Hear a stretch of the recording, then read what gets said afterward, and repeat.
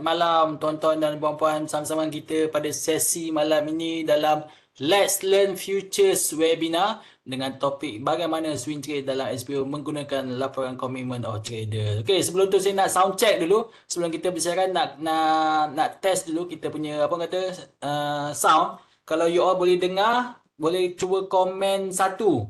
Kan, typekan juga dengan chat tersebut nombor satu kalau you boleh dengar suara saya sebelum kita proceed dengan kita punya sesi pada malam ni. Okey, terima kasih kerana sudi kata bagi kerjasama. Terima kasih Afiq, terima kasih Muhammad Hanizah Burhan, Razif, Nasir.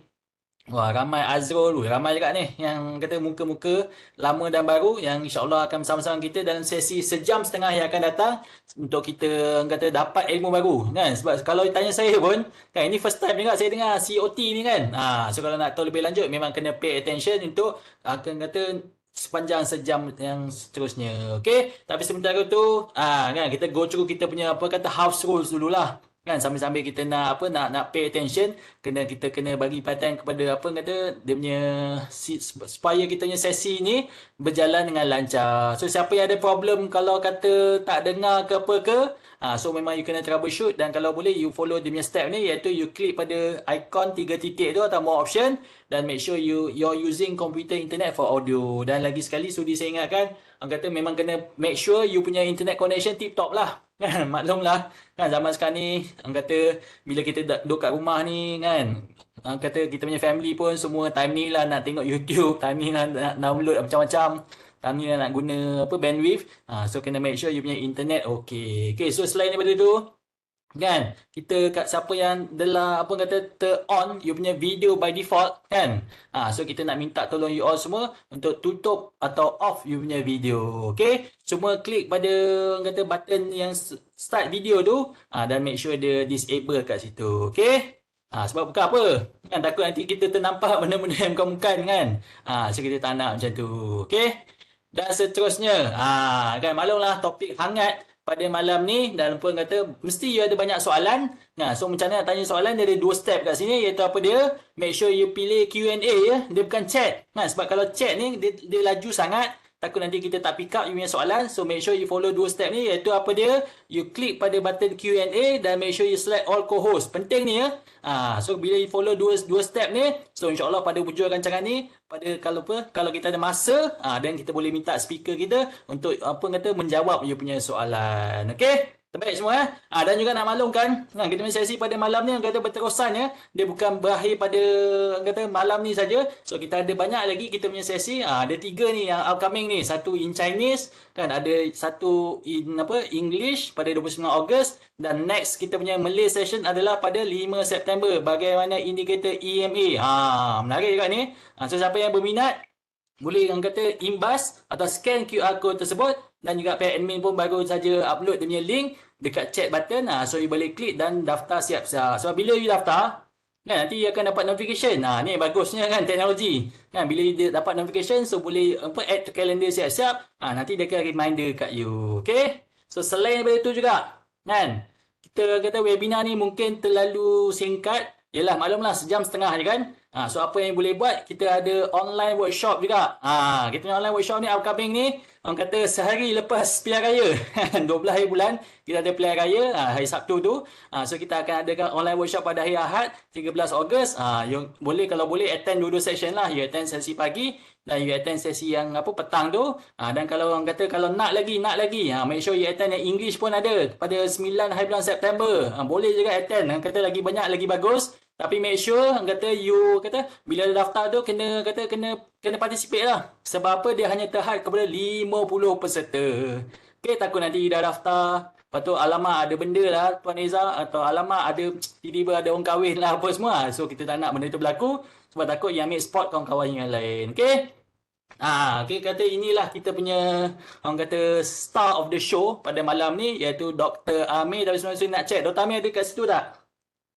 Hello, tes. Okey, terbaik. So Dr. Amir pun dah bersemangat ni. Kata, yelah kan.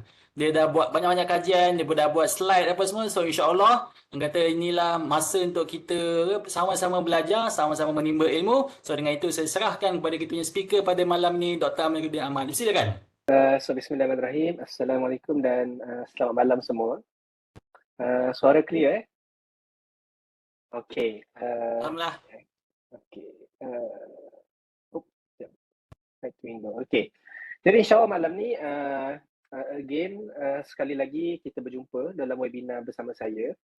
Di mana pada malam ni saya akan berkongsi sebuah topik yang mungkin agak baru dalam kalangan traders, iaitu tentang commitment of traders. Macam mana kita nak swing trade dalam FCPO menggunakan laporan commitment of traders. Jadi commitment of traders ni sebuah istilah yang maybe agak asing dalam kalangan trader FCPO terutamanya, sebab dalam FCPO kita tak ada commitment of traders, tapi ada cara untuk kita nak gunakan benda ni dalam FCPO. Biasanya commitment of traders ni dia agak popular mungkin di kalangan trader forex ataupun trader crude oil, soybean oil dan produk yang ada di US market. Tapi itu pun di Malaysia jarang saya tengok orang yang bincangkan tentang benda ni. Maybe dalam forex traders mungkin ada, tapi dalam kalangan komoditi jarang kita bincangkan. Dan hari ni saya nak bawa topik ni. Again, seperti topik-topik saya lalu, pembentangan ni, topik ni sebuah topik yang besar. Banyak rujukan yang saya kena buat dan baca untuk pastikan saya share benda yang betul dan bermanfaat untuk semua. Saya cross reference beberapa buah buku saya dan study sikit. Jadi kita mungkin tak dapat cover semua benda, tapi harapan saya macam topik-topik lain yang saya cover sebelum ni adalah setiap topik yang saya share bertujuan untuk kita trigger diri kita untuk yang mendengar untuk terus menggali macam okay, ini benda baru ni, kita decide bermanfaat ataupun tidak untuk trading kita. Kalau rasa benda ni useful, boleh digunakan untuk perbaiki trading kita, kita dig deeper. Macam mana kita nak gunakan benda tu untuk improve trading kita. Kalau tak, dan di situ je lah kita punya pertemuan kan. Malam ni okay, cukup je lah kita dengar, at least kita tahu benda ni wujud. Tapi saya rasa benda ni untuk some of the traders, it will be useful. Dia mungkin tak useful untuk semua, sebab semua ada style masing-masing. Tapi untuk some, it will be useful lah. So macam biasa saya punya disclaimer adalah bukan tu deep dive betul-betul deep habis sebab kita hanya ada sejam, tapi again bagi idea mana parts-parts yang kita boleh explore secara lebih mendalam dan at least kita tahu the asas kepada ilmu commitment of traders ni. So ada 7 benda yang kita akan pelajari pada malam ini, iaitu yang pertama adalah apakah itu commitment of traders, COT reports. Yang kedua, kita deep dive 3 main group of traders dalam COT reports. Yang ketiga, sejarah COT reports sikit untuk kita faham kenapa dan kenapa COT reports ni diwujudkan. Siapa yang wujudkan COT reports? Kenapa perlu ke COT reports ni? Apa pasal trader perlukan benda ni? Yang keempat, COT reports ni ada banyak benda, ada banyak jenis. So ada 4 jenis yang main. So mana satu laporan ataupun jenis reports yang kita perlu fokuskan supaya kita tidak buang masa untuk cari report-reports lain.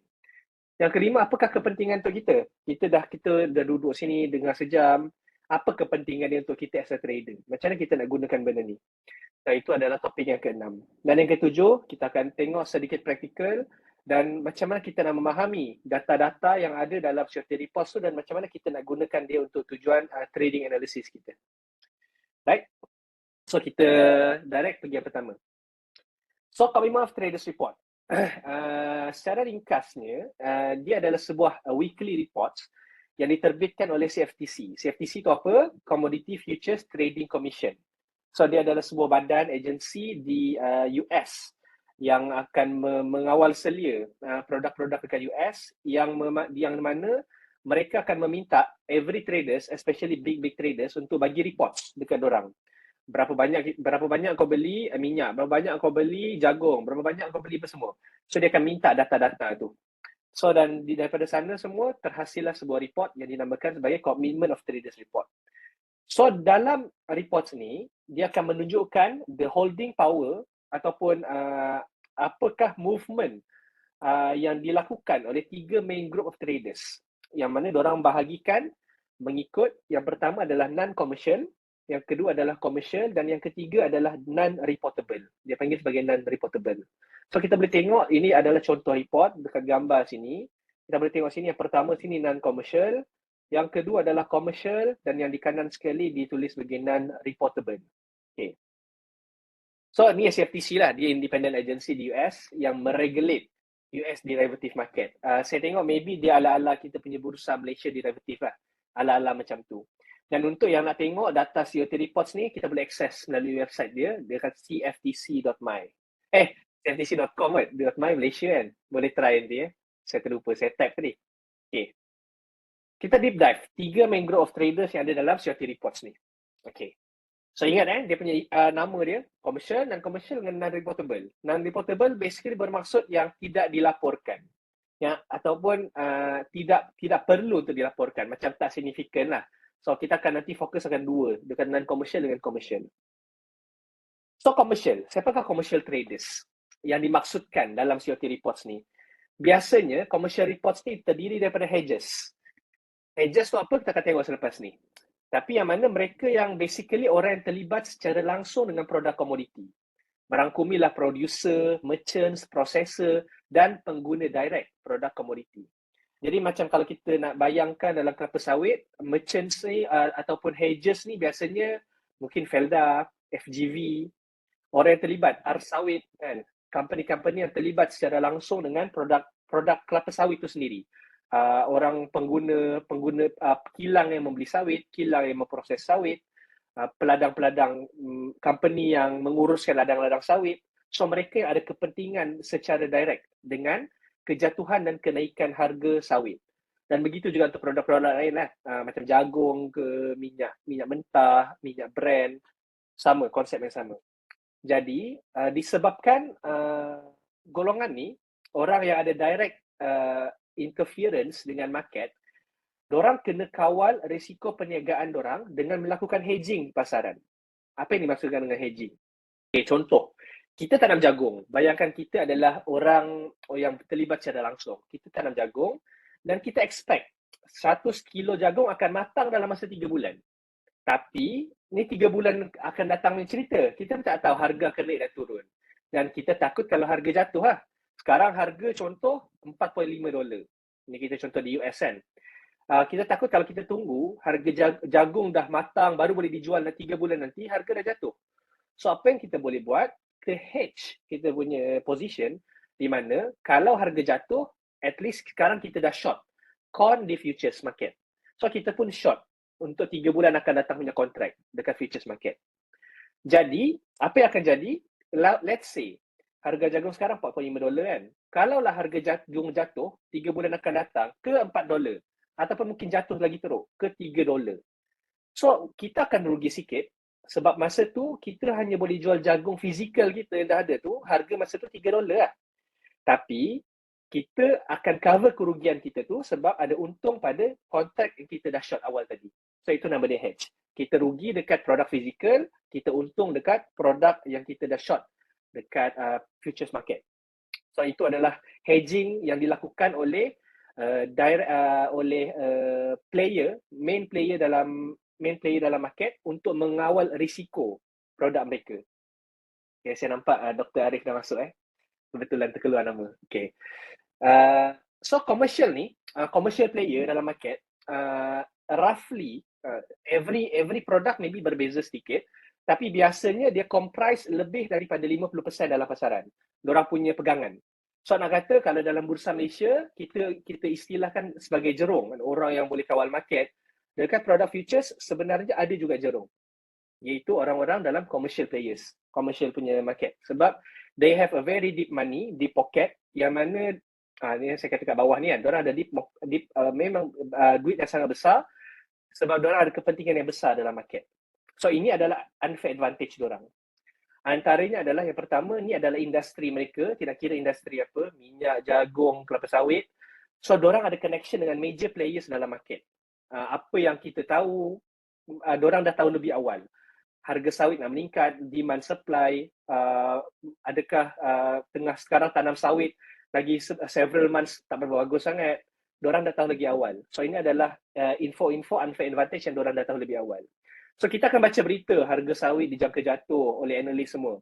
Tapi berita-berita yang kita baca ni, most likely main players ni dah tahu lebih awal dan dorang dah react lebih awal daripada news. Sebab tu kadang-kadang yang kita nampak harga dah gerak lagi awal, lepas baru news keluar. Sebab dorang tahu lagi awal daripada kita.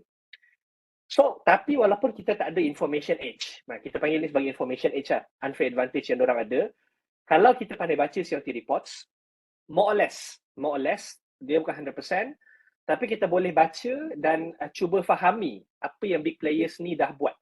Adakah diorang menjangkakan, adakah big players ni berdasarkan information awal yang diorang tahu, adakah diorang menjangkakan harga sawit, minyak, jagung akan turun ataupun naik berdasarkan diorang, macam mana diorang punya movement dalam market, diorang makin beli, diorang makin jual. So itu adalah analisis yang kita boleh buat. So macam saya kata tadi juga, diorang punya deep pockets ni to a certain level, diorang boleh stabilize market ataupun move the market in certain product. Itu adalah level big money yang diorang ada. So ada beberapa, kalau tengok ini several years back-nya kajian, ada kajian dibuat, ada macam contoh 4 hingga 8 sebenarnya main players dalam satu produk, saya tak ingat produk apa, tapi 4 to 8 players tu dah merangkumi lebih daripada 60% of volume of the market.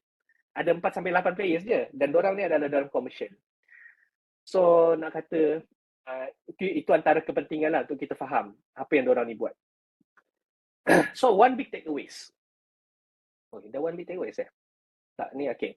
So antara one big takeaways kita adalah non-commercial biasanya, not always, biasanya counter trend disebabkan hedging nature orang. So bila harga jatuh, diorang biasanya akan beli lagi. Bila harga jatuh, diorang beli lagi. So kita boleh tengok daripada graf di bawah, ini contoh dalam British Pound. So macam saya kata tadi, commitment of traders ni dia ada dalam banyak produk. Futures ada, foreign exchange pun ada. So ini kalau British Pound, kita faham orang yang ada direct kepentingan lah dengan British Pound. Okay. So bila ni non-commercial ni commercial sebenarnya, typo. Commercial biasanya dia counter trend sebab dia nak hedge. So bila British Pound, kita bayangkan ini tak kisah nama apa pun, dia benda yang sama akan terjadi selalunya. Ini kita anggaplah sebagai oil. Bila harga oil jatuh, kita boleh tengok sini net position dia akan bertambah. Sebab itu dia hedging. Kan dia jatuh dia tambah lagi sebab dia ada pegangan. Dia ada pegangan British Pound direct dekat dia punya market. So bila jatuh dia nak beli lagi, jatuh nak beli lagi. Bila naik dia start menjual. So minyak pun sama, jagung sama, kelapa sawit pun sama, kebiasaannya begitu nature dia. Okay, itu tentang commercial tadi. Tentang non-commercial pula. Okay. Ini tadi commercialnya players, kita tengok tentang non-commercial. So non-commercial juga comprise of big fund. Cuma biasanya dia tak sebesar commercial. Dan dorang ni adalah orang-orang yang tak terlibat secara langsung dalam industri. Dan biasanya terdiri daripada hedge funds, fund manager, commodity trading advisors. Commodity trading advisors ni, kalau kita dig dalam lagi, dia terdiri daripada orang ETF, bukan EPF lah, ETF. Yang akan trade commodity produk juga. Dan large insti. So fund manager lah. Sometimes kita tengok ada produk unit trust yang ada sedikit commodity punya produk ada dalam dorang punya fund manager private mandate contohnya. Sometimes ada yang ada fund commodity dalam produk dorang. So dorang akan beli dan hedge, bukan hedge, dorang akan buy dekat commodities juga. Dorang akan trade di commodities. Ringkasnya, non-commercial ni basically adalah big speculators, big traders yang fokus on trading dan dorang nak profit based on price movement. So dorang, kalau commercial tadi adalah against the trend, counter trend, non-commercial biasanya akan follow the trend. So dorang ada trend following. So kalau kita tengok di sini, again produk British Pound tadi, kalau kita tengok di sini British Pound, movement dia terbalik dengan harga. Dekat sini British Pound punya movement selari dengan large trader punya net position. Non-commercial ni juga dipanggil sebagai large trader. Nama lain dia. So begitu dia punya sifat movement dia. Dia nak trade based on the movement of the market. Dan dua-dua ni ada big fund, non-commercial dan commercial. Sometimes non-commercial, kalau fund lebih sikit, dia juga boleh move the market. Diorang fund-fund yang besar lah. Okay, dan yang ketiga adalah non-reportable. So non-reportable ni ringkasnya adalah kita lah. Small group of traders yang fund size tak signifikan sangat untuk di-observe dan untuk di-report. Sebab yang semua data-data yang ada dalam COT adalah data-data yang based on report. Diorang kena hantar borang 40 nama dia. Saya tak ingat nama borang tu. Setiap players besar ni kena hantar satu borang 40 setiap minggu kepada CFTC untuk merekodkan diorang punya pembelian dan penjualan. So non-reportable, diorang tak sampai level of yang kena report. So itu adalah tak signifikan sangat. So for the sake of discussion malam ni, kita abaikanlah non-reportable ni. So okay, so faham Ada 3 tadi, 3 jenis traders. Semua boleh faham Kalau boleh reply sikit boleh? Interaktif sikit. Faham, okay. Alright, so next. Kita tengok sikit sejarah COT reports untuk kita faham the process, macam mana dia bermula. Ringkas je, bermula tahun 1924. So dah hampir ulang tahun ke-100 COT reports ni tahun depan. Bermula dengan US Departments of Agricultural Grain Futures Administration. Panjang nama dia. Mengarahkan laporan untuk dikeluarkan secara tahunan yang menunjukkan aktiviti hedging dan speculation di futures market. So dia bermula dengan satu department yang kecil, agriculture sahaja. Tapi kemudian ringkasnya, panjang lagi dia punya cerita, tapi ringkasnya tahun 1994, tugas itu diberikan kepada CFTC, iaitu sekarang Commitment Futures Trading Commission. Tapi dia punya proses tu, kalau kita tengok, kita baca history dia sedikit, dia bermula dengan tahunan. Kemudian 1962 dia bermula dengan bulanan. 1990 bermula dengan 2 minggu dan 2000 keluar setiap minggu. Persoalan dia, kenapa semakin lama semakin kerap laporan ni dibuat? Kenapa dulu lambat, sekarang semakin sekejap? Betul, Wong KL. Kita adalah non-reportable. Okay, so saya tak nak tunggu jawapan, takut tak ada yang tu jawab. So jawapan dia adalah, yang pertama, dulu lambat nak dapat setiap tahun, setiap bulan sebab dulu manual. Diorang akan dipostkan borang untuk isi. Sekarang online, cepat sikit. Yang pertama. Yang kedua, pernah ada satu fasa yang mana ada studies yang dibuat ataupun survey yang dibuat. Function ke tak CFTC ni, COT reports ni kepada traders. So bila survey dibuat, majority traders nak untuk COT reports ni diteruskan. Dia pernah ada fasa yang dia nak dihentikan sebab berguna ke tidak kan? Tapi after concession dibuat, survey dibuat, ramai bersetuju untuk diteruskan COT reports. So kekerapan ni semakin bertambah sampailah ke 2000, keluar setiap minggu. So dia akan diterbitkan setiap hari Jumaat oleh CFTC pada pukul 3.30 PM ET time zone. Ataupun waktu Malaysia 12 jam ke hadapan, 3.30 pagi Sabtu. Tapi ingat, laporan tu walaupun dikeluarkan pada hari Jumaat, dia menggambarkan komitmen ataupun pegangan traders as of hari Selasa pada minggu itu sehingga minggu sebelum dia. Kiranya bermula Selasa minggu lepas hingga Selasa minggu tu, seminggu punya pegangan. Tapi Selasa sampai Jumaat, masa untuk bagi report, isi borang apa semua. So Jumaat baru release. So kita nampak seminggu punya reports, nampak delay, nampak lambat. Alamak, dah lambat lah. Price dah bergerak. Tapi ada cara dia untuk kita baca. Dia bukan baca direct macam tu, tapi ada style dia untuk kita baca. So dalam laporan tu, kita boleh tahu position long, short dan spread position yang juga menunjukkan open interest pada minggu tu. So ada istilah baru lagi satu, open interest. So kalau dah tengok dalam topik tadi yang Tuan Reza share, ada satu topik open interest juga akan dikongsikan oleh Excellent pada bulan ni, pun boleh dengar. Open interest ni again maybe istilah yang jarang dibincangkan juga, kita akan tengok sekejap lagi. Apakah maksud open interest? So laporan COT menjadi semakin popular sebab apa? Sebab kita boleh analyse big fund, activity big fund, commercial dan non-commercial. Inilah dua big fund yang kita nak tengok dalam market. Dan apabila kita analyse dia, ada banyak cara nak analyse. Malam ni kita akan tengok salah satu cara yang ada. Kita boleh faham. Dia punya main objective of tonight adalah kita nak faham cara analyse supaya kita faham apa yang bermain di kepala commercial dan non-commercial punya traders ni. Apa yang diorang fikirkan? Diorang tengah nak cari long ke, nak short ke? Diorang masih ada duit ataupun tidak? Nak hedge lagi? So kita nak faham that kind of sentiment dalam market. Alright, so ada 4 jenis laporan COT yang kita boleh akses dalam website CFTC. Yang pertama adalah legacy report. Juga dikenali sebagai futures only report. So ini yang akan banyak digunakan dan kita akan fokus pada report ni. So ini adalah the most popular one. So dia akan laporkan dalam format yang berikut.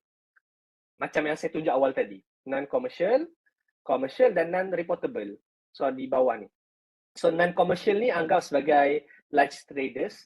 Dia ada banyak kadang-kadang dia punya istilah tu dia inter-exchangeable. Commercial ni kadang-kadang dia panggil nama lain, non-commercial dia panggil large traders, non-reportable dia panggil small speculators, depends on siapa yang buat yang type apa semua. Tapi saya nak bagi tahu beberapa istilah dia yang ada dekat sini supaya nanti kalau korang baca dekat website lain korang faham. Dia bukan benda yang berlainan, dia cuma inter-exchangeable punya istilah. So yang kedua, reports yang kedua adalah supplemental, iaitu reports ni dia ada tambahan sedikit detail laporan untuk certain commodities seperti agriculture. So dia ada 13 specific contract agriculture yang dia akan listkan. So dia macam extension kepada legacy report tadi, tapi khas untuk agriculture sahaja. Yang ketiga adalah disaggregated. So ini lebih detail, dia pecahkan traders ni kepada 4 kategori. Producers, processor dan users, swap dealers, manage money dan other reportable. So ini lebih detail tapi tak ramai lagi yang gunakan. So kita akan tengok yang lagi ramai orang guna sekarang. Dan yang keempat adalah traders in financial futures. So ini adalah fokus ke instrumen kewangan yang lain. Macam index, stock index, DJI index ke Nasdaq index, currency futures, forex dan interest rate futures. So kalau ada forex traders, biasanya kalau dorang akan tengok yang ni lah, laporan yang ni. Berbeza dengan commodity punya traders. So ada kepentingan. Okay, so kita tengok dah. Tadi kita dah faham sejarah dia, apa players dalam COT reports, apa dia punya jenis-jenis laporan yang ada dan mana yang kita perlu tengok iaitu legacy report. Tapi apa kepentingan dia kepada kita? Kenapa kita nak belajar tentang COT reports ni? Okay. So ini beberapa kepentingan dia. Untuk memahami cara menggunakan COT reports, okay, kalau kita nak gunakan COT reports untuk kita punya trading analysis, kita kena faham dulu apa data-data yang ada dalam laporan ni. Tapi kenapa kita nak fahami data ni? Apa kepentingan dia? So data dalam COT reports akan memberitahu kepada kita apa yang sedang dibuat oleh jerung dalam komoditi, sama ada komersial ataupun non-komersial. Sebab dua-dua entity ni, dua-dua big players inilah yang memberi impact terhadap harga komoditi kita. Sama ada nak bullish, nak bearish, nak reversal, kebiasaannya ditentukan oleh dorang. Okay. So bila kita dah faham point of view dorang, kita boleh faham the current market sentiment. Sama ada nak bullish ataupun bearish. Tapi fokusnya kepada swing traders lah. Sebab non-commercial ataupun commercial, their view adalah long term. So they want to focus on the big time frame. Dan yang kelima adalah kita juga boleh mengetahui potensi market reversal akan berlaku dan kekuatan trend berdasarkan cara kita analyse data pegangan pada COT reports. So sama ada kita tengok commercial ataupun non-commercial big moneys ni dia tengah reduce their money ataupun tengah pump duit lagi dalam market. So kita akan tahu sama ada market dan reverse ataupun tidak. So ini kepentingan untuk kita tahu. So kalau untuk intraday traders pun boleh kita apply macam mana kita nak bila kita dah faham the big picture of the market punya view direction ke mana, kita boleh implement benda tu dalam kita punya market juga. Sebagai contoh, kalau kita nampak market nampak big money ni nampak macam dah nak short. So bila dalam intraday punya view, contohnya kalau kita nampak big movement macam dah nak berlaku secara technical yang nak pecahkan support yang very big money, kita boleh gunakan view kita kepada COT reports tadi, walaupun dia untuk swing, big punya view tadi kita boleh gunakan sebagai kita punya extra affirmation untuk kita hold lagi lama intraday position kita.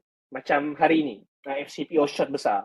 Maybe in a big view, swing market dah nak mula, dah nak short. Tapi kalau kita faham benda tu, maybe intraday kita takkan ambil small punya target profit saja. Mungkin kita akan buka besar lagi sebab kita ada confidence lebih yang big movement dan nak berlaku in a bigger time frame. So still ada function dan kepentingan dia lah untuk intraday traders. Tapi more kepada swing traders. Okay. So macam mana? Sebelum tu kan saya kata tadi awal dekat FCPO kita tak ada commitment of traders. Commitment of Traders report hanya ada di US sahaja. So macam mana kita nak apply kepada FCPO? Ada yang ada guess?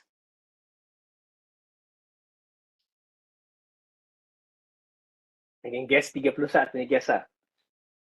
Rasanya macam mana? Okay, itu macam dah terbuka tadi slide. Okay, tengok report Soya. Okay. Betul. Macam terbuka. Betul. So point dia adalah soya tu So dekat BMD, saya dah cuba cari dan agak susah untuk kita cari similar data. Yang paling dekat saya jumpa, dia ada detailkan open interest. Tapi tu pun tak ada data yang latest. So maybe kita boleh request dekat BMD untuk cuba buat benda yang sama. Macam CFTC buat. Kalau tengok yang data yang saya jumpa ni, maybe ada data lain yang saya tak jumpa. Tapi yang saya jumpa tahun 2021, dekat website BMD, dia ada buat. Dekat sini kita tengok palm oil futures. Ada volume dan open interest. Tapi itu je lah. Dia tak ada extra data yang lain. Okay. Dan data lain kita ada juga open interest dekat website ceicdata.com. Kita ada data daripada 2004 sampai 18. 2018 je, tapi open interest sahaja. Dia tak ada pendetailan. Open interest ni milik siapa? Commercial, non-commercial ataupun non-reportable punya. So susah untuk kita buat analisis lebih, walaupun ada cara untuk guna open interest ni yang kita akan bincang dalam webinar hujung bulan ni oleh Excellent dan Bursa juga. Tapi dia tak sama macam COT reports. So solutionnya adalah kita boleh consider sama ada, kita boleh consider trade soybean oil, crude oil ataupun produk-produk yang ada dalam COT reports kalau nak apply knowledge ni. Ataupun kalau kita trade FCPO sahaja, kita masih boleh gunakan data COT soybean oil sebagai mirroring data kita. Sebab maksudnya kita analyze data COT soybean oil dan assumptionnya price FCPO akan follow the same movement macam soybean oil. Tapi ada pros and cons untuk cara ni. Okay, sebab ramai dah ke soybean oil tadi, okay, kita tanya soalan lagi. Apakah pros mungkin ramai dah tahulah. Cons dia apa? Kalau kita buat macam ni. Apa cons dia? 30 saat punya soalan.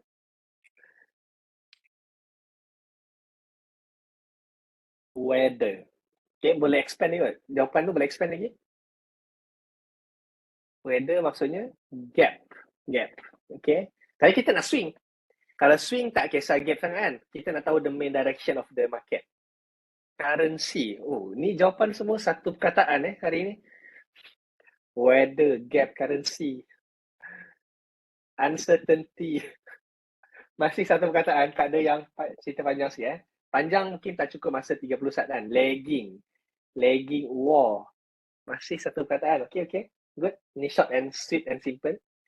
Antara cons dia adalah yang kita kena persoalkan dan kena fikir adalah dia hanya akan applicable kalau soybean oil movement, price movement 100% sama dengan FCPO price movement.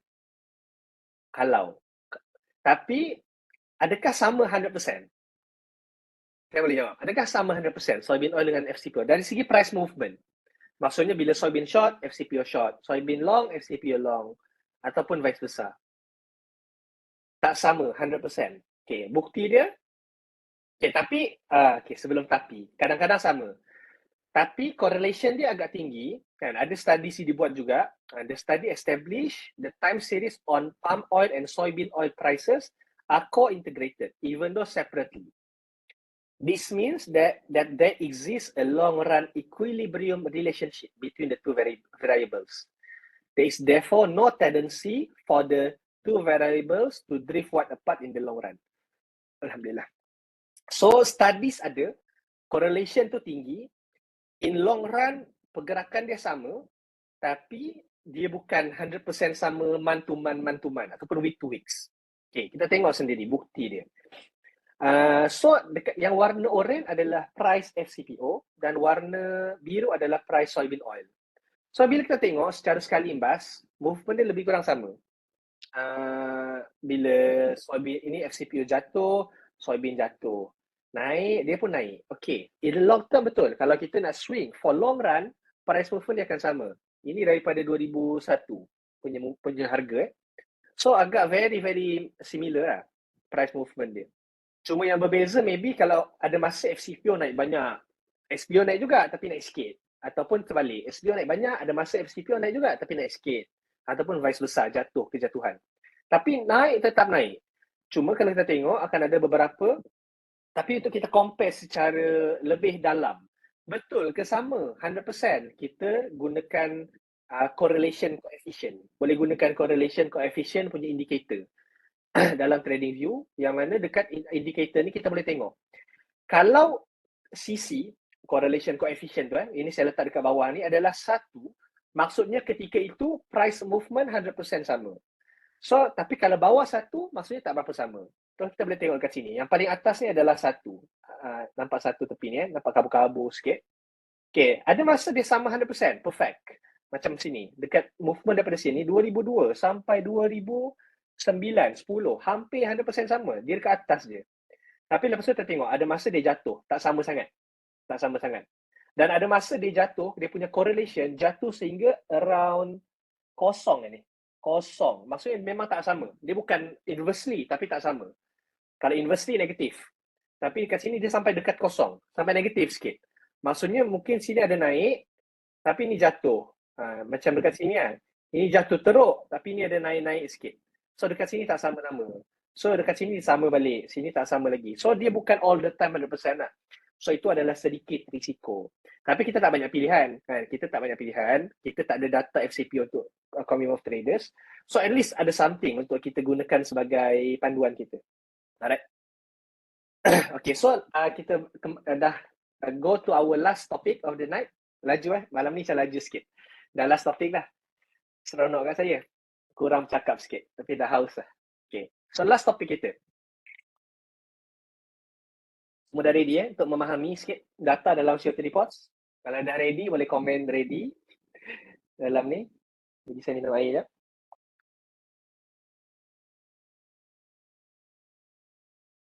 Alright. So, apa data-data penting yang kita perlu faham dalam COT reports? Okay. Maybe ada yang boleh ambil gambar. Ambil gambar reports ni supaya kita boleh rujuk sambil kita tengok setiap beberapa details yang ada nanti. Okay, dah ambil gambar? Atau screenshot ke? Kita akan banyak rujuk kepada gambar ni balik. Okay, so pertama kita boleh tengok dekat atas ni, dia tulis, ni saya ambil daripada website cftc.gov. Betul gov tadi, Tuan Eza bagi. Kita boleh tengok, kita boleh pilih lah mana produk yang kita nak. So ini saya ambil produk soybean oil yang dikeluarkan oleh CBOT, yang di bawah CBOT, Chicago Board of Trade, options and features combined position as of 1 Ogos 2023. So ini data minggu lepas. Yang dikeluarkan pada, bila keluar? Hari Jumaat. So dia dah, kita akan tengok dia punya pembahagian non-commercial, commercial dan total. Kemudian ada non-reportable position dekat sini. So senang cerita, kanan sekali kita abaikan terus. Non-reportable tak penting untuk kita. Kita akan fokus kepada non-commercial dan commercial. Kemudian spreads. Okay, spreads kat sini sedikit complicated. Data spreads kat sini. So kita abaikan dulu data spreads kat sini. Kita akan fokus dekat long dan short untuk non-commercial dan commercial. Kemudian kita akan tengok dekat sini juga. Kita akan tengok ada open interest, total open interest kat sini 549,000. Commitments of dekat sini commitment dia berapa? Berapa pegangan dia untuk long. So non-commercial dia ada 96,273 yang dia tengah hold long. Bukan hold long, sorry. Dia ada long 96,000 kontrak dan dia ada short 47,000 kontrak. Commercial ada long 289,000 kontrak dan short 348,000 kontrak dekat soybean oil. So dia lagi banyak short daripada long. Dan total short adalah 526,000 dan long 516,000. Kemudian kita akan tengok changes. So changes ni pun penting untuk kita tengok sebab data COT reports kita tak boleh tengok dia as satu report sahaja. Kita kena compare every report dengan report-report yang lepas. Sebab apa? Kita nak tengok dan fahami trend of the holding position of the non-commercial dan commercial ni. Trend dia macam mana? Sama macam kita baca price chart, uptrend ke downtrend. So benda yang sama applicable dengan COT reports. Kita nak tahu dia tengah semakin mengurangkan position dia ataupun tidak. Kalau kita baca macam ni je, oh sekarang commercial tengah banyak short, tengah long ni tak banyak sangat. Data tu tak berapa useful. Kita kena compare from report to reports. So sebab tu dia ada bagi sikit sini lah changes from minggu sebelumnya 25 Julai. So sebelumnya dia short dia berkurang sebanyak negatif 9,000, long dia berkurang sebanyak negatif 4,000. So dia bandingkan data dengan minggu lepas. Tapi ini pun tak function sangat sebab kita nak tengok big data lagi. Okay, kemudian kita ada percent of open interest for each category of traders dekat sini. So, ini kita nak faham open interest ni apa pula. Kita akan tengok selepas ni. Dan last sekali ada dekat sini section number of traders in each category. So, yang long dekat non-commercial ada 95. Yang short ada 63. Yang commercial, yang long ada 100. Short 116. So, nampak macam tak banyak kan? Tapi inilah total ni tak sampai 600 ni. Tak sampai 600 tak sampai. Tapi dorang ni lah yang menentukan hala tuju soybean oil dengan beberapa ratus of players sahaja. Sedangkan kita mungkin beribu traders kan pun tak boleh nak move. So ini apa kepentingan kita nak faham dorang ni siapa. Apa yang dorang buat. Okay, so first kita fahami open interest dulu. So apa yang dimaksudkan dengan open interest?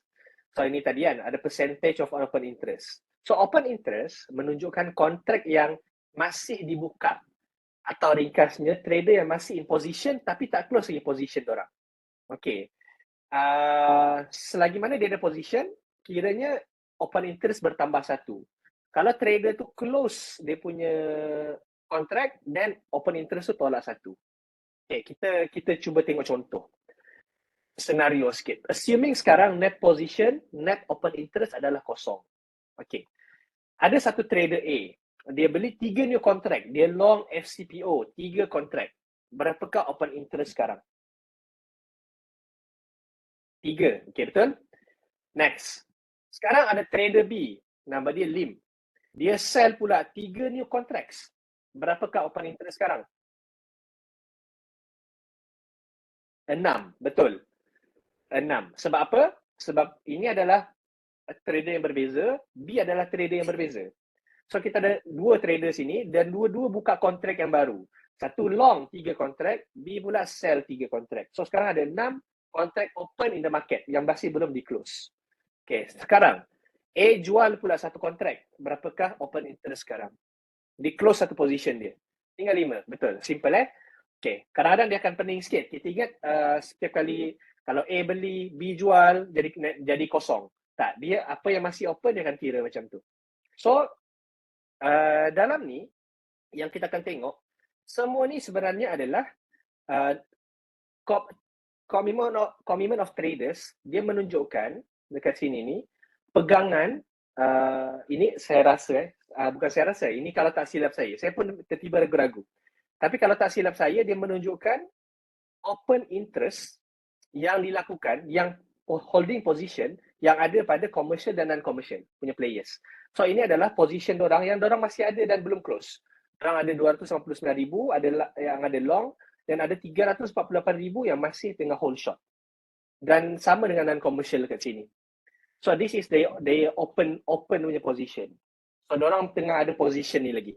So sebab tu kadang-kadang bulan depan, minggu depan kita akan tengok berubah sikit sebab dorang dah close some contracts, dorang buka kontrak baru. So kita nak baca daripada sana. Okay. So commercial position, macam mana kita nak faham commercial position punya game? Kita tengok yang ni dulu yang tengah-tengah ni. Okay. So satu tips. TLDR, kalau panjang sangat, pening kepala, tak faham. Satu benda yang kita kena faham, satu takeaways adalah kita beli, kita nak cari for long position bila commercial dah berhenti membeli. Sebab commercial tadi kita ingat dia suka counter trend. Bila harga jatuh, kita tengok dekat sini. Harga jatuh dekat WIT punya weekly chart. Harga jatuh ke bawah, scale down buying. Dia beli makin banyak sampai 60,000. Tapi at one point kita nampak buying power dia punya buying punya interest makin berkurang. Dia dah jual sikit-sikit. Sampailah kita tengok bila dia jual, harga pun makin menaik. Dekat WIT dekat sini. So kita nak cari point ni. Bila dia nak stop buying tu? Itu yang kita nak faham lah macam mana cara nak baca. Commercial suka counter trend untuk hedging purposes. Tapi kita risky untuk terus beli masa dia jual. Contoh ni kan, dia beli. Kita terus nak jual. Risky lah. Kita tak tahu bila dia nak berhenti membeli. Ataupun bila dia akan daripada beli tukar ke jual. Kita tak tahu benda tu. Tapi kita nak faham. Bila dia akan stop buying. Bila dia punya buying power macam dah. Kita nak tengok. From commercial point of view, dia macam dah tak minat sangat nak beli. Macam dekat sini kita tengok dia macam tak minat sangat nak beli dah. Nanti kita akan tengok satu contoh lagi. Okay. So itu satu take aways kita. Bila komersial kita nampak macam dah berhenti membeli, kita punya masa adalah itu masa kita nak beli. Sebab bila dia berhenti membeli dan dia nak jual, itu masa harga akan naik. Non-komersial pula yang akan membeli masa tu. Dia akan terbalik. Komersial beli, non-komersial akan jual. Bila komersial jual, non-komersial akan beli. So net position. Okay. Dalam kita nak kira net position, okay, net position maksudnya berapa net. Satu long, satu short, so net dia berapa? Okay. Berapa dia punya net. Dalam nak kira net, tak penting untuk kita dapatkan precise value. Macam betul-betul tepat, tak penting. Yang lebih penting, macam saya kata sebentar tadi, adalah kita nak tengok pattern antara net position dengan price. Okay, contoh dia dekat sini. Kita pun kira, komitmen dia dekat sini ada 119 long, short ada 22,000 dekat non-commercial. Ini British Pound Sterling. Commercial dekat sini ada long 11,000, short 119,000. Non-reportable ada long 32,000, short 21,000. Okay, kita pun kira berapa net position yang tinggal. Kita kira long ada ni bla bla bla bla, net tinggallah 96,000 yang net long dekat non-commercial. Kita nak tahu net dia. Net yang kita nak tahu. Commercial net dia ada negatif 107,000 short dekat commercial. Non-reportable ada 11,000 net long.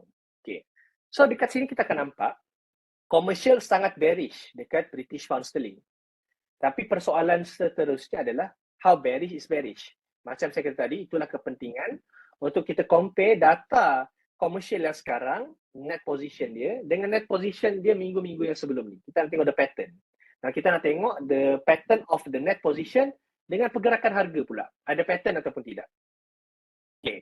So, persoalan yang penting dari tu, kita hanya boleh jawab bila kita buat charting of the net position over time. Kita boleh tengok dekat sini, commercial net position yang very bearish. Okay. Atas ni adalah the net position. Warna hitam ni adalah the commercial punya position. Ini net position ni tadi yang negatif 107,000. Dekat sini dia dah masukkan dalam data. Dan bila kita buat charting data ni, kita nampak sebelum tu dia ada negatif 50,000 punya net position. Kemudian jadi negatif 107,000. Maksudnya dia menambahkan 50,000 short contract dalam position dia. Dia bertambah dengan mendadak. So, bila kita chartkan, kita nampak pop jatuh ke bawah. Nampak very extreme punya movement. So, dan kalau kita tengok juga dekat sini, dia menghampiri satu resistance dekat net position yang pernah dibuat oleh commercial dekat sini. So, ini kita nampak, maksudnya dia dah nak mencapai extreme punya movement ataupun extreme selling dalam dia punya movement. Okay. So, dan kita tengok dekat sini juga, commercial biasanya dia akan terbalik dengan big fund. Tengok sini, funds, ini adalah the non-commercial punya traders ataupun large traders. Bila banyak menjual of commercial, non-commercial biasanya akan membeli lagi banyak. Okay, itu adalah part commercial tadi. Kita nak tengok dia punya pattern macam mana. So ini bila banyak, dia semakin banyak menjual dan pattern dia kita tengok semakin banyak ke bawah, so kita boleh assume mungkin buying dah nak start. Kita mungkin dah nak beli ataupun kita mungkin dah nak jual. Okay? Okay, so far semua okay? Boleh faham ke?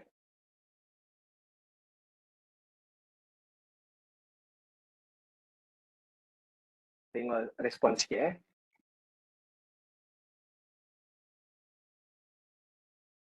Oh, tak ada respon ni, dia macam tengah brain lagi. Sikit. Okay, kita ingat macam ni, tengah digest. Agak memeningkan, but it's okay. Dia maybe pening nak digest, kita balik pada asas dia. Okay. Ingat. Ini adalah commercial punya style of trading. Bila dia menjual, kita nak beli. Okay. Bila dia jual, kita nak beli. Bila dia beli, kita nak jual. Boleh faham part tu? Dia counter trend sikit. Benda baru dengar, faham. Kita tengok chart ni. Okay. Harga tengah jatuh, dia beli banyak. Bila dia tengok, okay, sekarang aku nak jual. Dia start jual, harga pun naik. Boleh faham part tu? Sebab apa? Dia nak hedge tadi. Okay, part ni faham. Kita balik pada part yang ni. So dekat sini, apa kesimpulan yang kita boleh buat? Sekarang, diorang tengah menjual. Bukan demand and supply. Tak. Data ni dapat dari mana? Data mana? Yang tadi data yang mana? Yang tadi secara general CFTC punya website.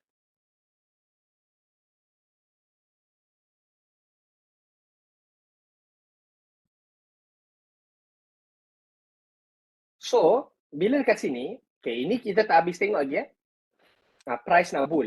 Bila tak habis tengok sini, okay, sekarang bila tengah dia menjual banyak macam ni, kita bayangkan apa yang terjadi dengan price. Apa yang terjadi dengan price adalah bila dia menjual semakin banyak, harga akan semakin menaik. Harga akan vice versa. Dia akan selari dengan pergerakan sini atas ni. Large funds kat sini. Price biasanya akan selari dengan large funds lah. Dia semakin banyak menjual, price akan naik makin atas, makin atas, makin atas. Tapi kemudian yang kita nak tahu adalah bila masa kita nak beli ataupun bila masa kita nak jual. Okay, itu ada lagi interpretation dia, kita akan tengok lepas lagi. Tapi sekarang kita nak faham dah asas dulu. Bila komersial menjual, harga biasanya akan semakin menaik. Ataupun bila harga semakin menaik, komersial akan jual lagi. Dia akan berlawan arah dengan price. Tapi terbalik dengan non-komersial, harga makin naik, dia akan follow the trend. Sama ada dia yang gerakkan harga ataupun dia follow the harga. Dua-dua boleh jadi. Kita tengok dekat sini British pound yang sama. Okay. Large speculators, ini kita nak tengok application dia sikit. Large speculators, as discussed, kita dah discuss tadi, dia opposite dengan commercial. Diorang biasanya akan follow the trend. Dan kita boleh gunakan data ni untuk predict possibility breakout failure akan berlaku. Okay, so this is the interesting part dan applicable sikit. Benda yang lebih applicable. Yang tadi kita nampak konsep, sekarang applicable punya part. Okay. Large speculators. Kita tengok dekat sini, ini adalah net position dia. Net position semua faham Tak ada yang net position semua faham kan? Cara kira dia. Okay. So ini net position dia. Sekarang net position dia dalam maybe 40,000 dekat sini, atas ni.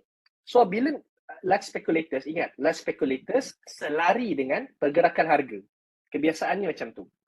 So sekarang position of large speculators ada dalam 40,000 yang tengah long British pound. Dia tengah long British pound. So British pound harga pun menaik. Poof. Menaik sampai ke puncak A kat sini. Okay. Kemudian dia jatuh. Dia jatuh sikit. Kemudian large speculators dia push. Dia push lagi harga British pound ataupun harga oil ke kelapa sawit. Sama je. Dia push lagi pum sampai ke atas. Ke titik B. Okay. Kali ni antara bila kita dah faham movement ni berlaku macam mana. Ini yang interpretation yang kita boleh buat. Dia dah push sampai ke British B, sampai ke point B, tapi harga tak berjaya nak break out daripada point A. So, ada beberapa interpretation yang kita boleh fikirkan. Yang pertama adalah, mungkin fund of large speculators dah sampai max limit. Dia tak ada lebih fund dah. Itu adalah maximum limit fund dia. So, dia cuba push lagi harga dengan harapan ada someone yang akan break out kan harga sini. Tapi tak ada. Dia dah tolak ni, tak ada. Masih start dekat sini. Resistance yang ada.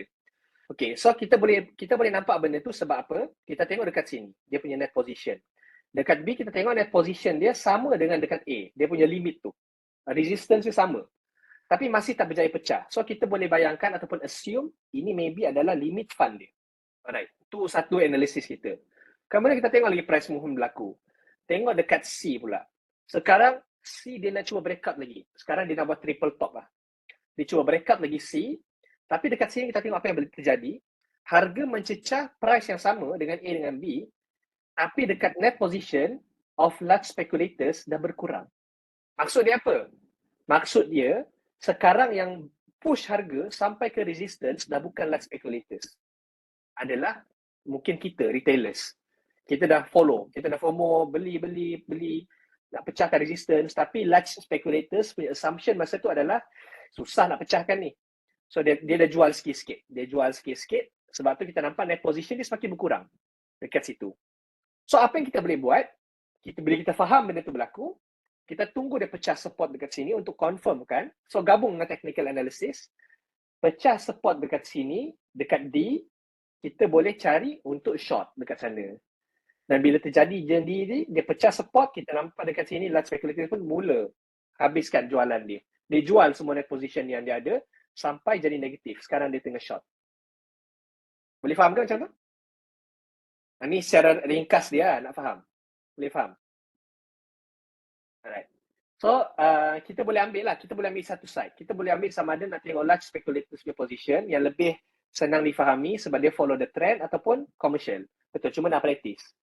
Dia ambil masa nak practice, dia ambil masa sikit lah. Kita akan tengok data-data soybean oil, crude oil dan gabungkan dengan FCPO pula. Okay. Kita tengok contoh lain. Okay. Large speculators punya position lagi. Ini adalah untuk oil pula. Okay. Sekarang dekat A. Ya, dekat A dekat sini harga dah sampai sini, dekat harga sini, atas ni harga, bawah punya net position, kita tengok dia dah sampai sama dengan yang sebelum dia. Okay. So, bila sampai, dia sama macam support resistance lah. Kita anggap dia macam, ini macam dah sampai resistance je ni, dia tak boleh nak, dia tak ada, macam dah tak ada capacity nak sell lagi. So, maybe dia dah sampai max selling capacity as compared to before. Kita dah compare dengan sini. Okay, kemudian harga pun bergerak lagi ke bawah. Harga makin jatuh ke bawah. Tapi apa yang jadi? Net selling position of large speculators makin berkurang. So dekat sini biasa kalau kita tengok indicators ke apa, kita panggil dia sebagai divergence. Ada divergence berlaku. Harga makin ke bawah, tapi large speculator net position makin ke atas. So itu divergence lah. So kita boleh assume harga ke bawah oleh siapa? Bukan large big money dah. So, kita boleh assume sekarang dia dah mula subside selling pressure. Kan dia dah mula beli sikit. Dia dah mula clearkan position selling dia. So, semakin lama semakin ke atas. Dan so, bila kita nampak benda ni jadi, kita pun, ini adalah potential market reversal untuk jadi. Maksudnya, large speculators dah tak berminat nak jual. Sebab, dia macam dah capai max selling capacity. Dia tak boleh jual lebih lah. Itu dah dia capai. So, sampai sana je lah boleh short. Macam tu lah lebih kurang. Sampai sana je lah large speculators nak short. Sekarang dia mungkin tengah fikir nak long. So, kita based on technical analysis, kita buat charting, tengok dekat mana resistance, bila breakout, buat high, kita boleh cari position dan long. Dan masa tu large speculators pun masuk kau-kau. Pum, dia habis masuk. Dia habiskan jual semua dan sekarang dia mula membeli. Okay, ini nampak, ini, okay. Satu lagi penambahan adalah, of course, ini adalah chart yang biasanya dah cantik. Yang biasa benda yang dah jadi. Senang untuk kita tengok. Akan ada chart-chart kita nampak susah nak jadi. Macam tak jadi. Benda normal lah. Macam technical analysis juga. Sometimes ada yang perfect. Sometimes ada yang tak perfect. So, sebab itulah gunanya stop loss. So, dia boleh jadi tak jadi. Tapi itulah gunanya stop loss kita. Sebab apa? Sebab large speculators ataupun non-commercial, dua-dua ni, commercial dan non-commercial, they can be wrong. Diorang bukannya right all the time. Ada masa diorang silap juga. Buktinya adalah, saya tak masukkan dalam slides, tapi ada fund, very big fund, saya tak ingat nama dia apa, dia adalah large speculators, non-commercial, lebih daripada $6 billion, dia silap position dekat satu market, tak ingat tahun bila, dan dia rugi, berbilion-bilion dolar, dia rugi. So, dia silap. So, itu possible untuk jadi, masih possible untuk jadi. So, sebab tu function stop loss. Untuk kita sebagai retailers, kita always put our stop loss. So, ada masa tak jadi, Okay. Kemudian, commercial. Kita tengok, tadi kalau oil yang sama, untuk large speculators, kita tengok dia follow the movement. Tapi kalau kita buka, kita tengok net position of commercial pula. Tengok position of commercial, dia terbalik. Ni commercial punya net position, untuk produk yang sama, kita tengok. Bila harga jatuh, net position of commercial apa jadi? Dia menaik. So, lepas tu sampai dekat sini, commercial tengok. Commercial macam, tak nak beli dah lah. Aku rasa dah paling jatuh ni. Ini paling bawah yang boleh, aku tak nak beli dah. Sekarang aku rasa aku nak jual. So, bila dia start jual, terbalik dengan large speculators, diorang mula membeli dan harga pun menaik. Boleh faham? So, commercial dan commercial, kita kena ingat, bila ada orang membeli, kena ada orang menjual. Kena ada orang yang mirror benda tu. So, bila commercial membeli, biasanya large speculators akan menjual. Commercial jual, large speculators yang membeli, dia terbalik macam tu. So, net di akhir nanti, biasanya akan kosong ataupun plus minus sikit. Dia akan macam tu je lah. Biasanya akan mirror. So, kita tengok dia punya perubahan. Beza okay. Ini large speculators, ini adalah commercial. Okay. Ini contoh of large trader lagi untuk British Pound. Benda yang sama. Bila jatuh ke bawah, ini pun jatuh. Ada masa tengok dekat sini, tengok dekat C ni, dia dah sampai extreme selling point, dia macam tak boleh nak jatuh dah. So bila tak boleh jatuh, tengok point D. Dia jatuh lagi, tapi dia tak boleh nak pecahkan. Dia dah buat higher low. Kita panggil istilah TA dia, buat higher low. Dia macam tak nak jual lah. So bila kita tengok tak nak jual, kita tahu, okay, ni potential reversal mungkin nak jadi. Dia macam dah tak minat nak jual. Selling pressure dah subsides. So sekarang kita cari dekat chart mana dia punya point of reversal boleh berlaku. Kita mark dekat atas ni. Bila dia pecah sahaja, kita pun boleh beli. Dan lepas tu kita tengok harga net position of large traders memang semakin meningkat. Diorang pun semakin banyak membeli. So macam application secara mudahnya macam tu lah. Okay. Tapi macam saya kata tadi, commercial dan non-commercial dua-dua boleh buat silap. Contoh dekat sini adalah kesilapan yang boleh dilakukan oleh commercial punya traders. Ini juga digelar sebagai commercial capitulation. Okay, nama dia macam gempak sikit. Commercial capitulation. Kita tengok dekat sini, bila harga jatuh, orange juice. Ni orange juice tahun 2003. Orange juice makin jatuh, commercial beli. Beli. Tapi at one point, diorang dah macam sama ada, fund memang dah habis. Diorang ada di pocket, tapi fund dah habis nak beli. Diorang banyak sangat beli, tapi harga tak naik-naik. So apa yang diorang buat? Diorang akan mula clear pegangan diorang dan diorang akan mula follow the trend dan short orange juice sekali. Dan diorang tahu diorang dah silap. Ada one point diorang akan tahu memang tak boleh buat apa dah ni. Memang nampak macam kuat betul nak short ni. So nak pun short. Tapi setahun lebih diorang buat silap tau. Daripada Februari 2002 sampai dekat April, Mei 2003. Setahun lebih. Tapi diorang ada di pocket. So tak apalah diorang rugi ke apa, tak kisah. Tapi yang penting kita kena tahu yang diorang pun boleh buat silap, kita pun boleh buat silap. Sebab tu penting stop loss untuk kita. Okay. Okay. Habis dah sebenarnya. Okay. Rasa macam sekejap malam ni. So ada banyak cara, side notes dia, ada banyak cara untuk kita analyze dan view data dalam COT. Tapi setiap cara kita perlu validate dan fahami dulu sebelum kita guna. So ini adalah salah satu cara yang digunakan. Tak ada teknik yang foolproof dan itulah gunanya stop loss kita. Dan ada lagi beberapa benda. Saya nak cerita sebenarnya tentang COT index, COT monetization index. Tapi tak cukup masa rasanya malam ni. Kita buka kepada Q&A dulu. Dan satu poin penting juga, kenapa pentingnya juga COT ni untuk kita fahami. Dan maybe kalau kita betul-betul faham, kita boleh apply dalam swing trading kita adalah sebuah kajian. Kajian yang lama, saya tak jumpa kajian yang baru. Mungkin ada kalau korang boleh jumpa. Dia dibuat oleh Michael L. Hatzmark dalam tajuk working paper dia, Luck versus Forecasting Ability, Determinant of Traders' Performance in Futures Market. So bagi saya interesting research yang interesting. Ada orang buat research tentang benda ni. Tapi kesimpulan yang boleh buat adalah, kita boleh, siapa yang nak baca boleh Google tajuk ni boleh jumpa dekat Google. Kesimpulan yang dia buat adalah, dia nak tahu adakah luck ataupun memang ada ability nak forecast untuk traders performance dalam futures market. But to cut things short, dia mendapat conclusion daripada beberapa studies yang dia buat, bukan dalam working paper ni sahaja, adalah big winners biasanya dapat dekat large traders. Large traders biasanya akan menang besar dan small traders biasanya akan kalah banyak. Dia buat banyak study, nampak dia punya similarity-nya macam tu. Large traders walaupun kita ragu-raguan nak follow ke tak diorang ni, tapi biasanya diorang adalah the big winners. Dan small traders biasanya small losers. Ini from a swing point of view. Swing point of view.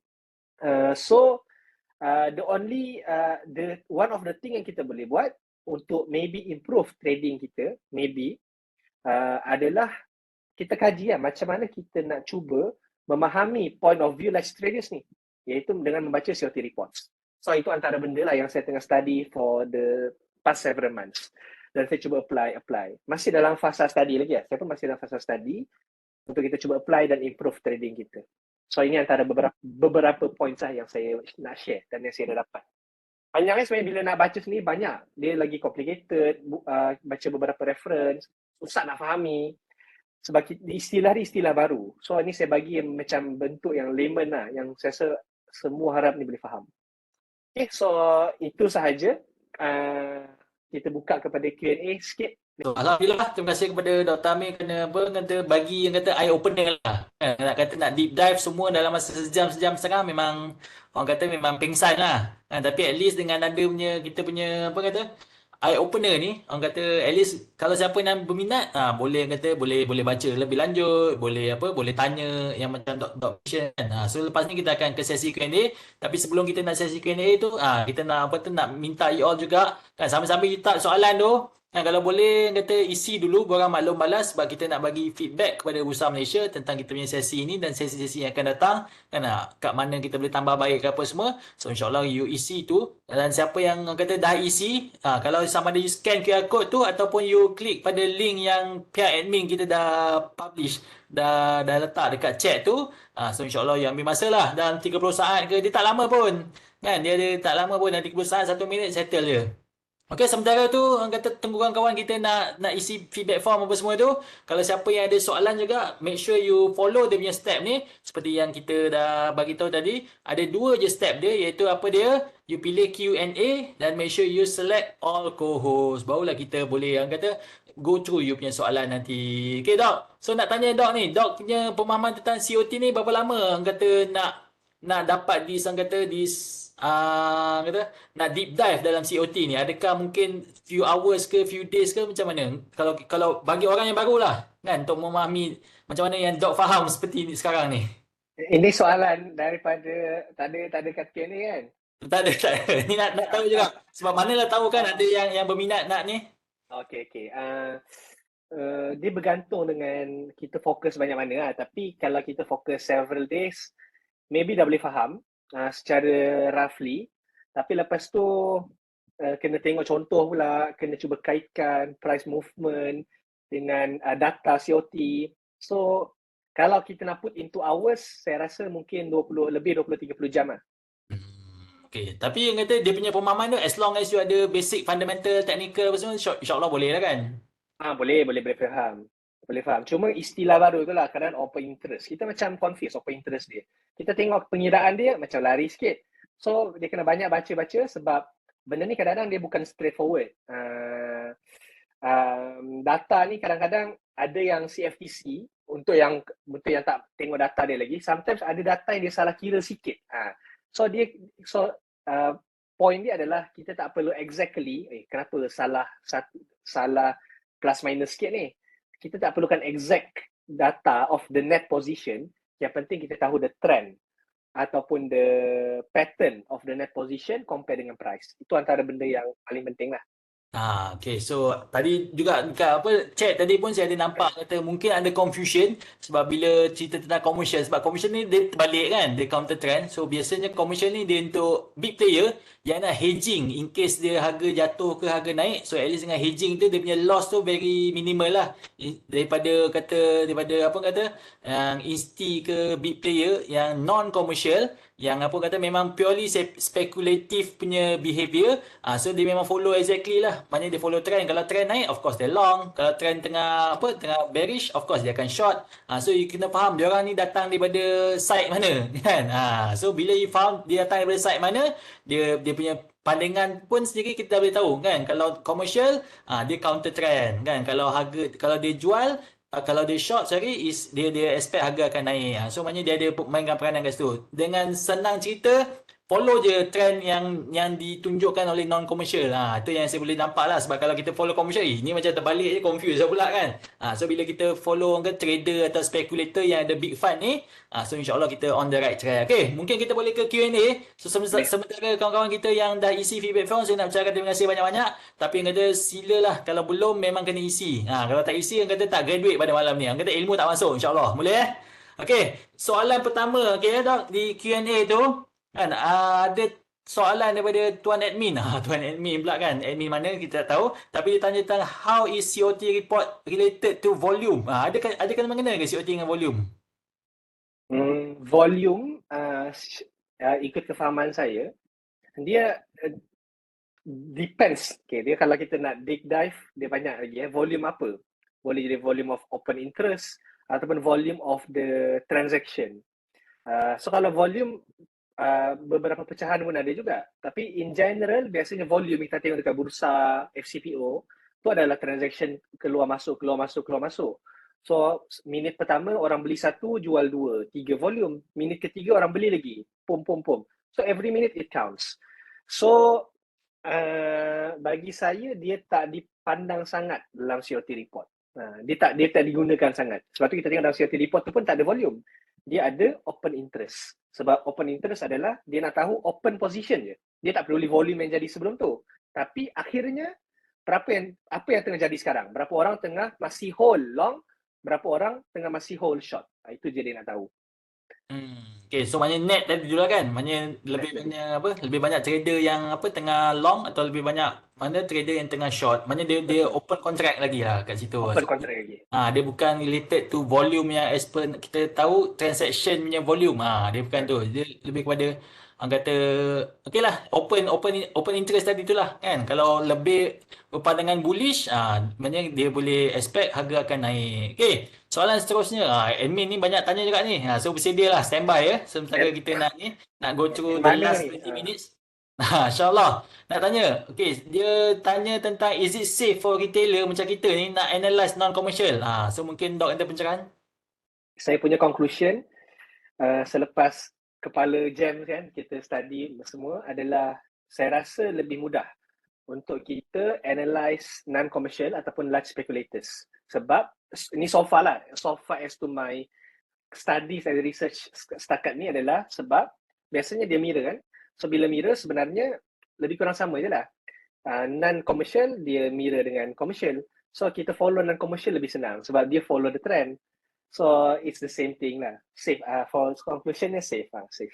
Betul. So Only, yes. Ditambah bawah tu only. Yes, betul, boleh. betul, only kat situ. So maknanya lebih senang lah nak analyse sebab dia kata dia follow the trend kan. Sebab nanti kita campur banyak sangat pun susah kan. Ni kata tengah bullish, ni kata tengah bearish. So better kita stick to non-commercial only untuk kita punya lebih memahan. Soalan seterusnya daripada admin. Admin tanya soalan banyak sangat ni. Terbaik. So soalan seterusnya, is there an indicator for COT report? Kan. So Ah, mungkin tak ada ni. Boleh ada indicator pula kan kat TradingView ni. Kan macam mana? betul. Ada. Dia ada kalau kita tengok, kita search sikit, indicators kat trading view tu, ada banyak COT punya report. Cuma saya pun masih tengah check satu-satu sebab ada yang kalau kita compare balik dengan position dekat reports, kita tengok manually lah, saya tengok manually kat reports every week sebenarnya, dia nampak macam lain sikit. Jadi saya wonder data mana yang dia ambil.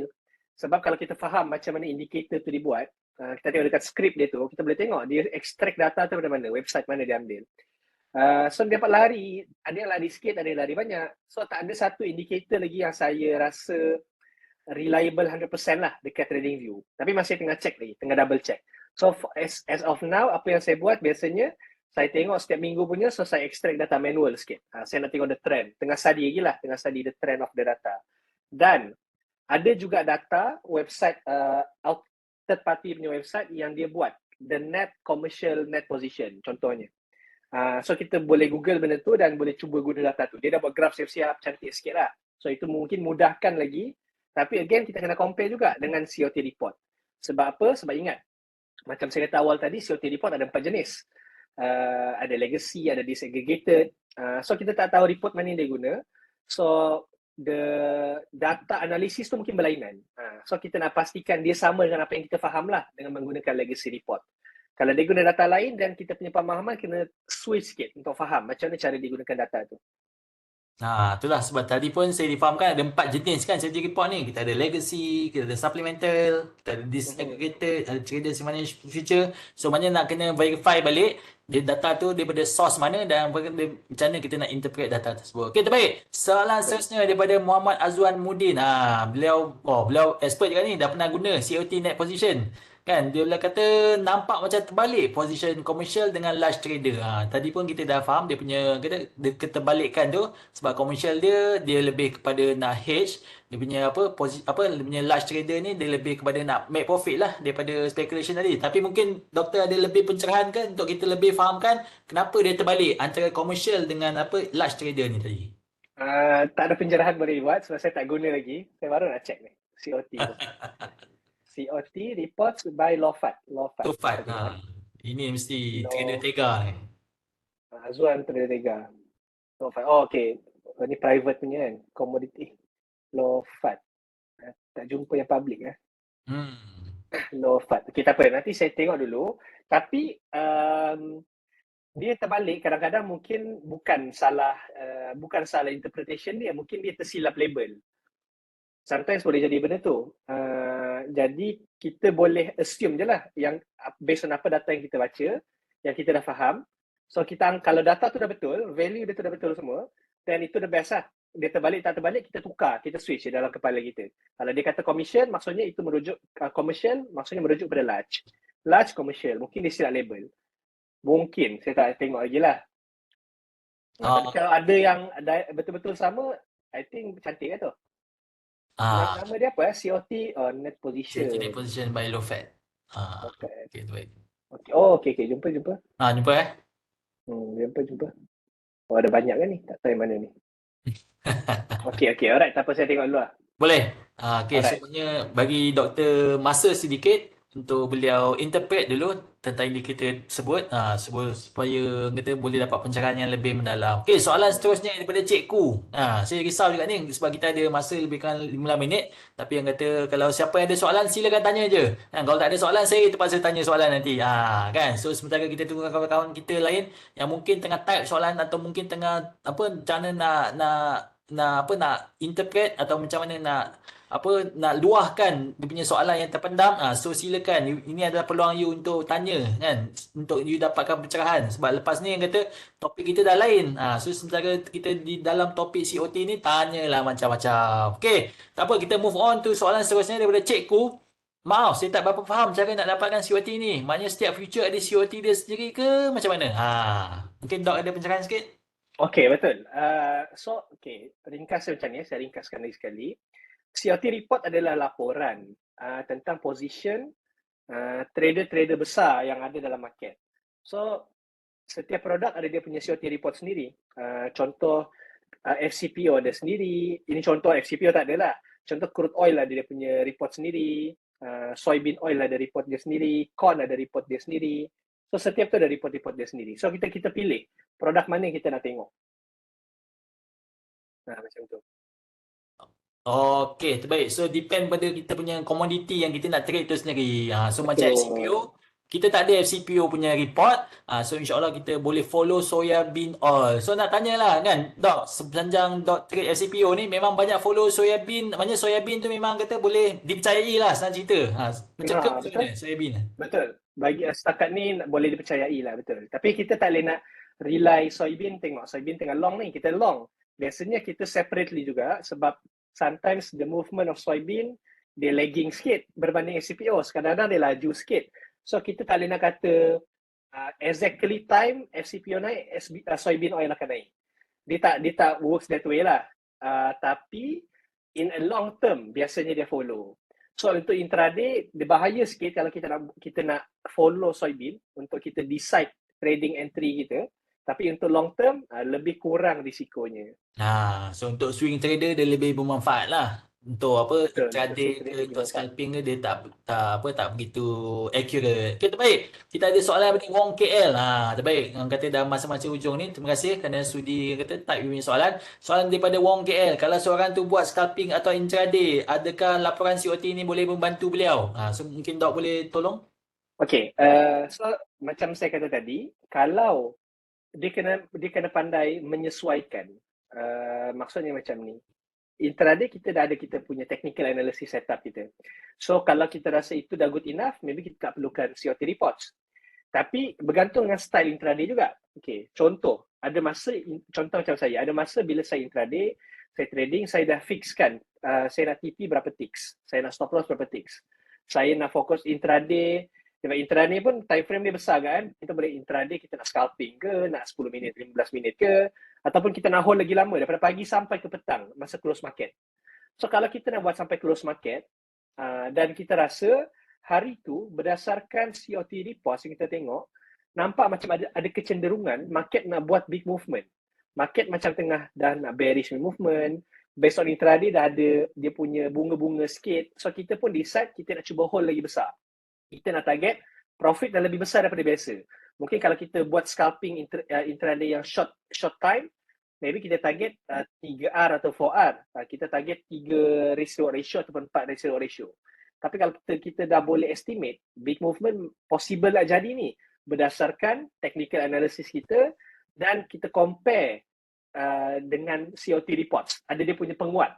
So kita boleh decide, okay, aku nak cuba hold. Mungkin boleh pergi sampai 80 hingga 100 ticks kalau jadi hari ini. So ada kita nak cuba ambil risiko lebih sikit. Macam lebih kurang macam tu lebih kurang macam tu. So dia boleh membantu. Tapi again, it might not works for everyone sebab COT reports is a big data punya reports weekly basis kan. So mungkin dia take time sikit lah untuk jadi. Tapi take time tu pun sometimes dekat chat dia nak bagi bayang. Contoh dekat weekly punya time frame ataupun kita tengok daily punya time frame, support atau resistance dia nak break. Dia nak break. Dan dekat COT reports memang ada nampak large traders dah mula nak masuk ataupun dia dah jual. Trend dia nampak macam makin menaik. So kita boleh buat kesimpulan yang okay, memang kita nampak COT reports large traders dah mula masuk, dah membeli. Possible untuk dia nak bullish lagi, kita cuma menunggu timing sesuai. And dekat daily chart, okay, dia dah breakout ni, daily punya chart, daily punya resistance. So kita rasa, okay, aku nak cuba hold. Macam tu, lebih kurang macam tu lah, kita gabungkan dua tu. Itu style saya nak gabungkan. Tapi tak kata dia sesuai untuk everyday, tak. Dia bukan untuk everyday punya intraday punya trading, tapi ada hari-hari yang possible. Kita nak tunggu bila big movement tu nak jadi.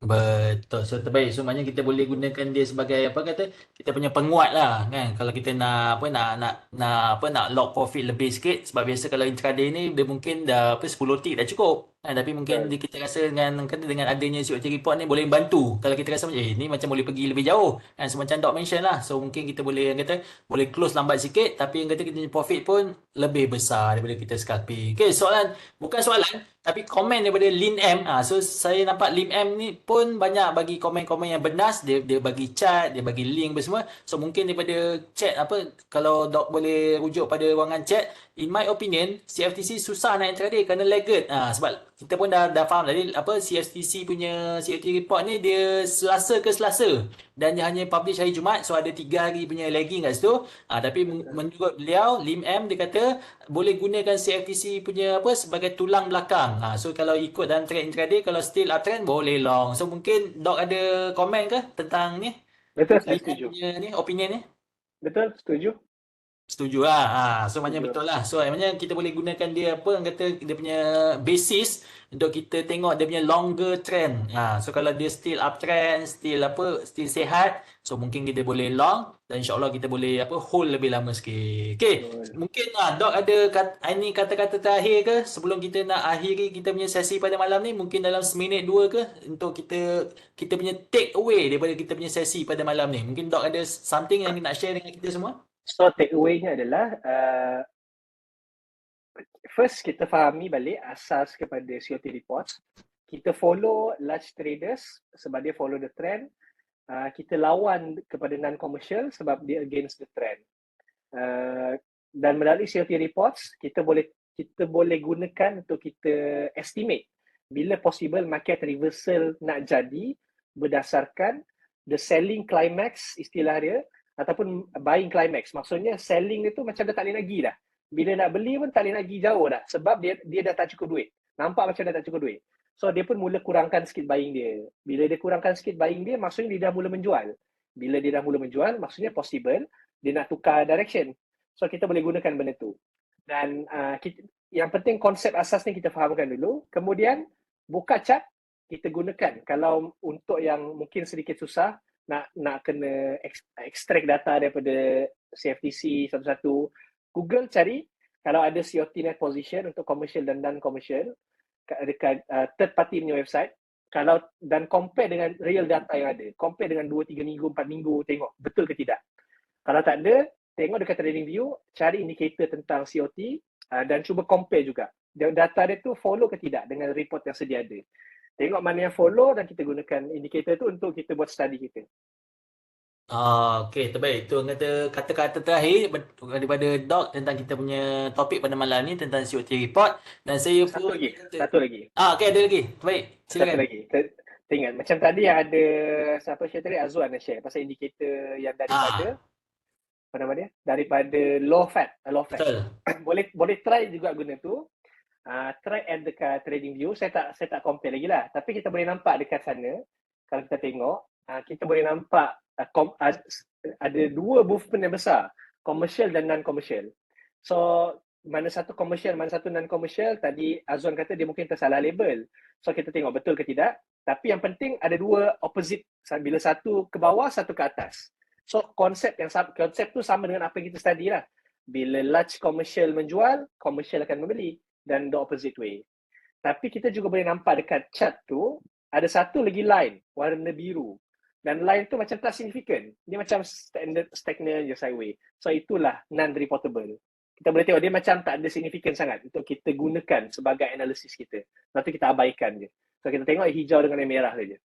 Okay, terbaik. So, itu orang kata kita punya key take away. Sebab yelah, kan, commercial dengan non-commercial ni dia sentiasa berlawan. Kan, seorang long, seorang short. Yelah, kan, kalau seorang nak beli, mesti ada seorang nak jual. Kan, kalau seorang nak jual, mesti ada seorang beli. So, dia memang akan sentiasa berlawan. Dan di situlah kita akan tengok movement of price. So, siapa yang boleh dictate market. Dan saya juga, orang kata, terkejut juga kan bila Doc mention large fund yang ada bilion-bilion pun ada limited juga kan. So maknanya kalau dia dah push harga dah tak boleh break, so memang tunggu masa je dia akan jatuh. So terbaik orang kata di atas pencerahan tu. So terima kasih saya ucapkan kepada orang kata Dr. Amir kerana sudi meluangkan masa sejam lebih yang kata sepanjang topik yang baru pada most of us yang kita bersama-sama pada sesi malam ni. So insyaAllah siapa yang nak deep dive lebih mungkin boleh yang kata Google ke, boleh buka TradingView, study dia punya indicator ke tentang COT report. Okay, so siapa yang dah isi feedback form, saya ucapkan terima kasih banyak-banyak kerana benda ni yang memang akan membantu kita untuk kata bagi improvement untuk kita menambah baik kan, menambah baik dari segi yalah apa-apa yang boleh diimprove. So insyaAllah kita akan sama-sama improve from time to time. Dan juga sudi saya ingatkan lagi sekali, kita punya sesi bukan setakat malam ni saja. Kan, kita ada sesi dalam bahasa Mandarin, ada dalam English, ada dan upcoming. Kita punya next session dalam bahasa Melayu adalah pada 5 September. Kan, bagaimana indikator EMA boleh membantu trader membuat keputusan dalam trading. EMA kan, macam mana EMA ni boleh bantu kita dalam kita punya trading. So siapa yang berminat, orang kata daftar je siap-siap. Sama ada you klik pada kita punya you scan QR code tersebut atau you klik pada www.sln.com/events yang pihak admin dah type di ruangan chat. So daftar siap-siap, nanti akan dapat notification dan boleh lock you punya kalender siap-siap. Okay? Dan selain daripada kita punya webinar yang mungkin limited masa dia, yelah, maklumlah, kita buat malam, betul 8.30 sampai pukul 10 saja. So, siapa yang berminat nak lebih mendalami ilmu futures ni, dialu-alukan sangat untuk you daftar kita punya next session, online workshop pada 13 Ogos. So, dia ada 2 session, pagi dengan petang. So, make sure you attend both session supaya you dapat manfaat sepanjang hari tersebut. Dan kita punya sesi ni, dia limited kepada 50 peserta saja. So make sure kalau you dah committed, you dah register, dah sign up, make sure you attend lah. Kan? Sebab takut nanti you terambil tempat orang yang berminat tapi you tak dapat datang. So make sure you committed dan daftar siap-siap sebab dia hanya terhad kepada 50 peserta sahaja. Ni bila you pergi ke website tersebut, dia akan sort by month. Kan, so macam bulan Ogos, dia boleh tengok bulan Ogos punya calendar view kan, English ada, Mandarin ada, BM ada. So boleh klik kat situ dan dia akan cerita tentang lebih detail tentang topik tersebut dan daftarlah sekarang. Okay, so sebelum kita mengakhiri ni, saya nak ucapkan terima kasih juga kepada Bursa Malaysia sudi sama-sama kita organize this event, sponsor this event, dan sudi-sudilah kan layari laman web bursamarketplace.com kan, dia ada derivatives trading simulator. Siapa yang mungkin baru jinak-jinak, belum ada account futures lagi, belum buka account lagi, so orang kata ini adalah platform yang boleh kita belajar kan, buka account, orang kata trade olok-olok dulu, tengok dapatkan feel dulu sebelum you dapat ada modal untuk pump dalam you punya account nanti. So orang kata boleh get started kan, jangan tunggu sampai ada duit baru nak start kan, at least you orang kata cuba dulu trade olok-olok dulu supaya kita dapat dia punya feel tersebut. Okay, dan juga selain daripada itu kita ada Bursa Academy. Bursa Academy pun dia under Bursa Marketplace. Bursa Marketplace ni saya rasa semua tahu kan. So Bursa Academy pun untuk kita dapat lebih pencerahan kan tentang apa-apa topik, tentang apa-apa kata konten yang kita tak clear, so bolehlah ke Busa Academy. Okey, saya rasa cukup setakat ni saja kita punya sesi pada malam ni. Jam pun dah menunjukkan pukul 10 malam. So insya-Allah kita akan jumpa lagi di sesi yang akan datang. Saya nak ucapkan lagi sekali terima kasih kepada Bursa Malaysia kerana sudi menganjurkan event ni, dan juga kepada pihak admin daripada Excellent. Terima kasih banyak-banyak kata kena host this event, dan juga terima kasih juga kepada Dr. Amir yang sudi meluangkan masa dalam topik yang baru pada malam ni, dan juga saya nak ucapkan terima kasih kepada semua peserta-peserta yang setia daripada awal, kan daripada 8.30 tadi sampai ke penghujung rancangan pukul 10, dan juga semua yang sudi isi feedback form. So ini memang kena special thanks kepada you all semua. So insyaAllah kita akan jumpa lagi di sesi yang akan datang. Dengan itu saya ucapkan Assalamualaikum warahmatullahi wabarakatuh dan selamat malam semua. Terima kasih.